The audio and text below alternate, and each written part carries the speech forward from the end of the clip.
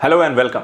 आप सभी का स्वागत है। देखिए, आज से हम यहाँ पर आप सभी के लिए वर्ल्ड ज्योग्राफी भी स्टार्ट कर रहे हैं। इंडियन ज्योग्राफी और वर्ल्ड ज्योग्राफी की क्लासेस यहाँ पर आपको हर वीक में यहाँ पर एक एक क्लास मिलेगी और इसके माध्यम से हम मैप के देख सकते हैं, जैसा कि मैंने कहा था कि हम मैप के माध्यम से ज्योग्राफी को पढ़ेंगे। वो इम्पॉर्टेंट कह सकते हैं टॉपिक हो गए जो कि परीक्षा में आपसे लगातार पूछे जाते रहे हैं। रिवीजन के समय में हमें यहाँ पे देखा जाए तो फैक्चुअल जो डेटा रहता है वो याद नहीं रहता, कॉन्सेप्ट जो होते हैं वो नहीं क्लियर रहते हैं और कई बार कंफ्यूजन होती है कि कौन सी चीज़ें कहाँ पे हैं। तो हम उनको मैप के माध्यम से क्लियर करते चलेंगे। जो क्वेश्चन आपसे एग्जाम में पूछे जा रहे हैं उन क्वेश्चंस को ध्यान में रखकर हम ये मैप रिवीजन सीरीज लेकर आए हैं, जिसमें वर्ल्ड और इंडियन दोनों ही ज्योग्राफी को हम लेकर चलेंगे। तो आज हम यहाँ पर वर्ल्ड ज्योग्राफी के अंतर्गत एशिया को स्टार्ट करेंगे। एशिया जो मैप है एशिया का, उनके बारे में समझेंगे। एशिया के जैसे पर्वत हो गए, पहाड़ हो गए, नदियां हो गई, द्वीप हो गए, खनिज हो गए, ठीक है। तो ये सारी जो चीजें जो आपके एग्जाम में एशिया को लेकर पूछी जाती हैं, हम उनको यहां पर पढ़ना शुरू कर रहे हैं। सबसे पहले एशिया का परिचय यहां पर आज लेते हैं। एशिया क्या है, कितना विस्तार है, किस तरीके का क्षेत्र है, कौन से देश इत्यादि हैं, उनके बारे में थोड़ी सी जानकारी लेते हैं और धीरे धीरे यहां पर हम इसके बारे में डिटेल करते चलेंगे। सबसे पहले देखिए, एक सामान्य परिचय के तौर पे हम एशिया को समझते हैं कि ये क्षेत्रफल, जनसंख्या और अन्य तरीके की पृष्ठभूमि और एक इसकी जो भौतिक स्थिति है वो कैसी आपको दिखाई देती है। मैप भी देखेंगे, थोड़ा सा यहाँ पर देख लेते हैं, एक जानकारी ले लेते हैं, फिर मैप में इसी चीज को देखेंगे और मैप के माध्यम से इसको समझने का प्रयास करेंगे। सबसे पहले यहां पर अगर हम देखें तो एशिया की जनसंख्या और क्षेत्रफल दोनों के लिहाज से अगर देखा जाए तो विश्व का ये सबसे बड़ा महाद्वीप है। दो तरीके से चीजें से आपको ध्यान रखनी है, ठीक है। यदि आपसे क्वेश्चन पूछा जाए क्षेत्रफल और जनसंख्या के लिहाज से सबसे बड़ा महाद्वीप, तो आपको एक ही नाम यहां पे ध्यान रखना है, एशिया। क्योंकि आपको पता है भारत, चीन, पाकिस्तान, इंडोनेशिया जैसे जो देश हैं वहां पर आपको बड़ी जनसंख्या वाले देश वो सब के सब एशिया में है। क्षेत्रफल के साथ साथ यहाँ पे देखिए तो एशिया को यूरोप से लेकर मध्य सागर, काला सागर, कैस्पियन सागर, यूराल पर्वत और डार्डेनेल्स, बास्पोरस की जलसंधियां इत्यादि यहाँ पर एक तरीके से उसका एक भौगोलिक क्षेत्रफल स्थापित करती हैं। वहीं बेरिंग जलसंधि इसे उत्तरी अमेरिका से यहाँ पर अलग करती है। अर्थात देखा जाए तो एक तरीके से यहाँ पर यूरोप से और उत्तरी अमेरिका से यहाँ पे जो अलग करने के भौगोलिक जो क्षेत्र है वो इनके माध्यम से होता है। देखेंगे यहाँ पर इन सारी चीजों को। इसके अलावा एक चीज और ध्यान रखिएगा, लाल सागर और स्वेज जो जल डमरू है वो एशिया को यहाँ पर अफ्रीका की भूमि से यहाँ पर अलग करता है। तो तीन चीजें, अफ्रीका से कौन से क्षेत्र अलग करते हैं, तो आपको लाल सागर, स्वेज। यूरोप से कौन अलग करता है, तो यहाँ पर आपको देख सकते हैं काला सागर, कैस्पियन सागर, यूराल पर्वत, बास्फोरस की जलसंधियां। और उत्तरी अमेरिका से अलग करती हैं आपको बेरिंग जलसंधि। ये सारी इंपॉर्टेंट फैक्ट। इसके साथ साथ अगर हम देखें तो एशिया महाद्वीप का अधिकांश भाग आपको उत्तरी गोलार्ध में पड़ता है, लेकिन अपवाद स्वरूप एक यहाँ पे नाम ध्यान रखना है जो कि दक्षिणी गोलार्ध में आपको पड़ता है, वो है आपका इंडोनेशिया, ठीक है। और वो भी इंडोनेशिया पूरा नहीं, इंडोनेशिया के कुछ द्वीप जो हैं आपको दक्षिणी गोलार्ध में पड़ते हैं। बाकी एशिया किस में है, उत्तरी गोलार्ध में आता है। इसी तरीके से एशिया जो है उसकी निर्जातीय जो विविधता के आधार पर अगर हम देखें तो यहां पर आपको कई अलग अलग एक विविधता दिखाई देती हैं, जिसमें काकेसाड, मंगोलायड, नीग्रो, प्रोटो ऑस्ट्रेलाइड प्रजाति यहां पर आपको निवास करते हुए मिलती है। तो चार अलग अलग प्रकार की प्रजातियां भी हैं।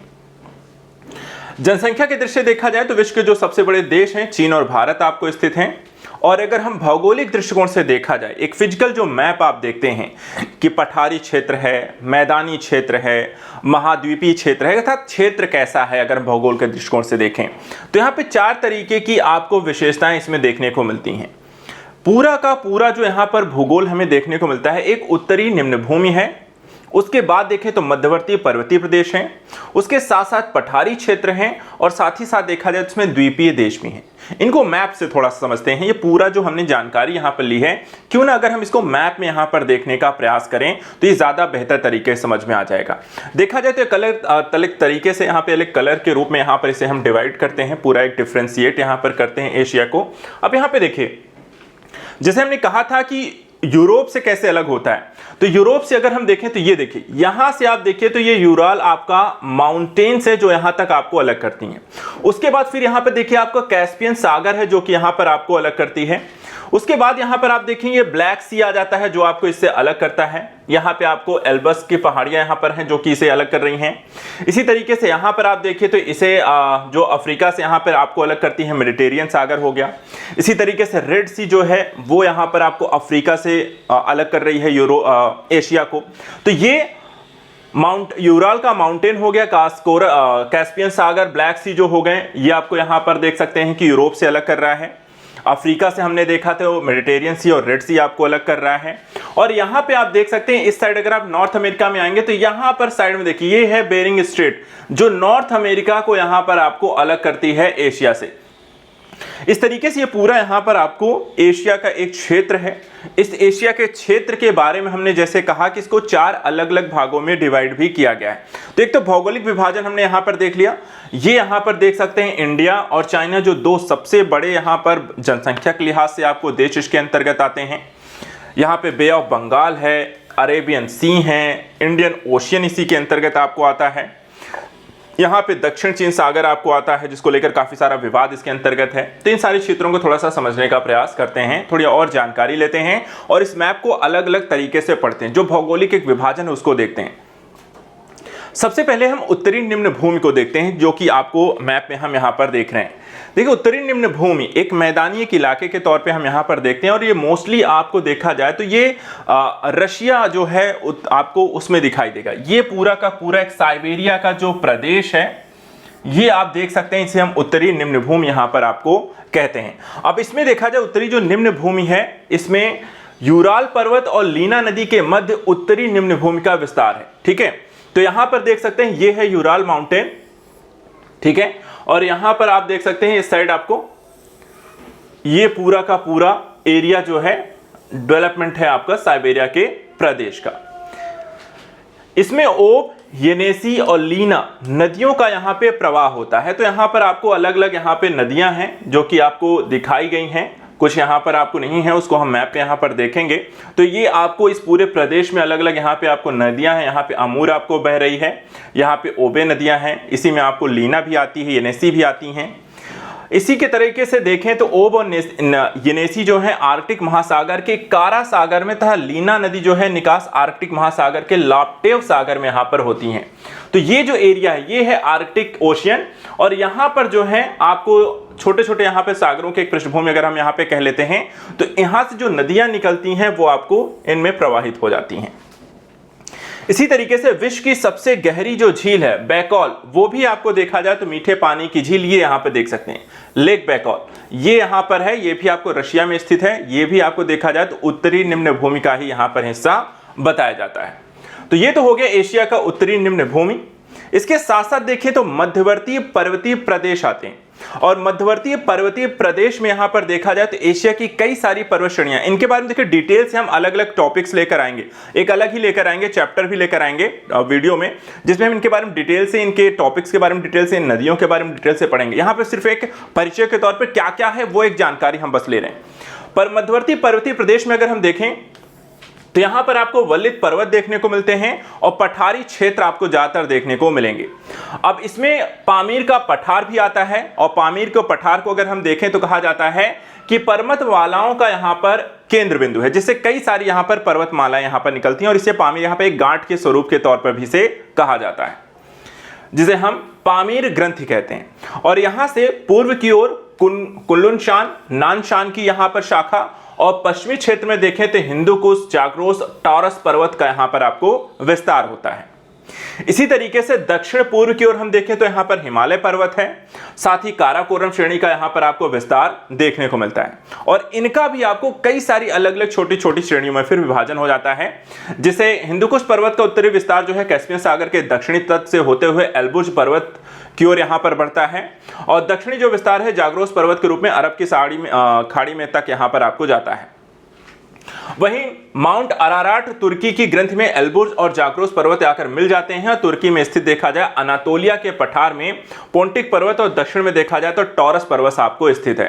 तो एक तरीके से इन सारी स्थितियों को, ये जो पर्वत श्रेणियों की यहाँ पे बात की जा रही है, इनको मैप में देखते हैं। मैप में देखते हैं यहाँ पे देखिए इनका विस्तार आपको पूरा कैसा है, कौन कौन सी चीजें कहां कहां एशिया में आपको स्थित हैं। जो पर्वत श्रेणियों की हम बात यहां पे कर रहे हैं, देखिए ये है आपका पामीर का पठार, जिसको हम पामीर की ग्रंथि कहते हैं। और इसी से देखिए तो तियान सान और कुल्लुन शान यहाँ पर आपको पर्वत श्रेणियां निकल रही हैं। ये इस साइड देखें यहाँ पर आपको तो हिंदू कुश पर्वत श्रेणियां है, काराकोरम पर्वत श्रेणियां यहाँ पर आपको देखने को मिलती हैं। ये पूरा का पूरा आपको हिमालय यहाँ पर आपको देखने को मिलता है। इसके अलावा यहाँ पर तिब्बत का पठार भी आपको स्थित है। इधर अगर हम बढ़ते हैं पश्चिमी एशिया की साइड, तो यहाँ पर आप देख सकते हैं ग्रेटर आपको काराकस की श्रेणी है यहाँ पर, साथ ही लेसर और काराकस है, एल्बुर्ज की पहाड़ियां हैं, जाग्रोस ये पर्वत श्रेणी है, टॉरस है और पोंटिक है। तो ये आप पूरी पर्वत श्रेणियां जो है इनका विस्तार, ये हिंदुकुश पर्वत श्रेणी का विस्तार आपको इस ओर यहाँ पर देख सकते हैं। और ये है आपका यहाँ पर तियान शान, कुल्लुन शान और काराकोरम पर्वत श्रेणियां। तो एक तरीके से यहाँ पर ये पूर्व की ओर विस्तार और ये पश्चिम की ओर आपके विस्तार जो है पामीर के पठार की ओर से हमें देखने को मिलता है। इन पर्वत श्रेणियों में देखें तो भारत में देखा जाए तो अरावली पर्वत श्रेणियां भी हैं। इसके अलावा पश्चिमी घाट और पूर्वी घाट भी आपको स्थित है। यहाँ पे अल्टाई पर्वत श्रेणियां हैं। तो यहाँ पर ये पूरा का पूरा जो विस्तार है आपका, काफी सारे पर्वत श्रेणियां आपको देखने को मिलेंगी। इनके बारे में एक पूरा चैप्टर लेके आएंगे और सबकी विशेषताओं के बारे में सबसे फैक्चुअल डेटा भी पढ़ेंगे। इसके साथ साथ अगर हम देखें तो पठारी क्षेत्र भी आपको यहां पर देखने को मिलेगा। पठारी क्षेत्रों में अगर हम मूल रूप से देखें तो यहां पर आपको जो क्षेत्र इसमें देखने को मिलते हैं,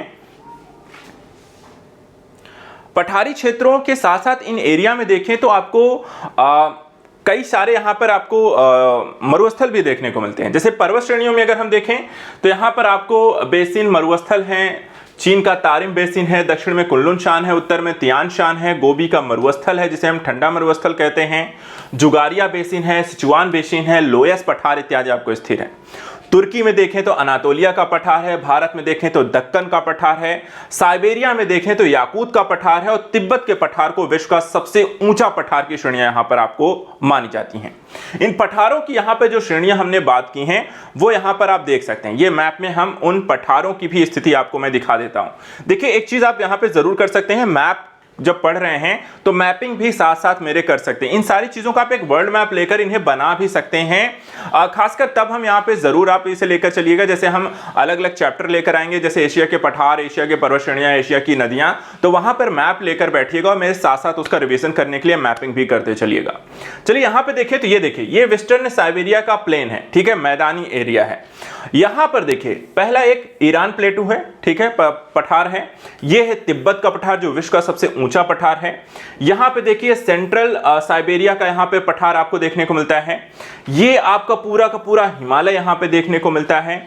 ये यहां पर भारत का जो एरिया है इसको हम मैदानी इलाका कहते हैं और इसी के जस्ट नीचे जब आप जाएंगे तो ये जो एरिया आपको भारत का है इसे ही हम यहां पे कहते हैं दक्कन का पठार। इसके अलावा यहां पे आप देख सकते हैं इस एरिया को जो ब्लू कलर में यहां पे है इसे हम इंडो चाइना यहां पे आपको प्लेन की स्थिति कहते हैं। इसके अलावा ये पूरा एरिया जो है ये वेस्टर्न पठार आपको देखने को मिलता है, ये जो जितना ब्लू कलर में यहां पर है, और ये जो जितना रेड कलर का ये वाला एरिया है ये ही आपका कह सकते हैं साइबेरिया का पठार है। इसी तरीके से अनाटोलिया का जो पठार है ये एरिया जो है रेड कलर में यहां पे है। माउंट जाग्रोस की श्रेणी यहां पे है। इसके अलावा अरब सागर का जो पठार है, अरब पठार जो है यहाँ पे, अरेबियन पठार जो है वो ये एरिया यहाँ पे अरब का पठार के अंतर्गत आती है। तो इस तरीके से एशिया के अंतर्गत जो बड़े पठारी क्षेत्र हैं तो अरब का पठार हो गया, अनाटोलिया का पठार टर्की में हो गया, भारत का जो होगा दक्कन का पठार हो गया। इसके अलावा यहाँ पर आप देख सकते हैं तिब्बत का पठार जो कि चाइना में है, और साथ ही साथ सेंट्रल जो है साइबेरिया का पठार जो कि रशिया में है। ये पठारी क्षेत्र हैं जो कि एशिया के अंतर्गत आते हैं। एक और जो अंतिम यहां पर है द्वीपी क्षेत्र जो हम देख रहे हैं, 4 भागों हमने यहां पे डिवाइड करके देखा है। उत्तरी निम्न भूमि आपको, इसके अलावा दक्षिणी जो है पठारी, मध्यवर्ती जो है आपको पर्वत श्रेणियां हैं, दक्षिणी आपको देखा जाए आपको पठारी क्षेत्र हैं, और उसके बाद यहां पे देखा जाए कुछ महत्वपूर्ण द्वीप भी इनके अंतर्गत आते हैं।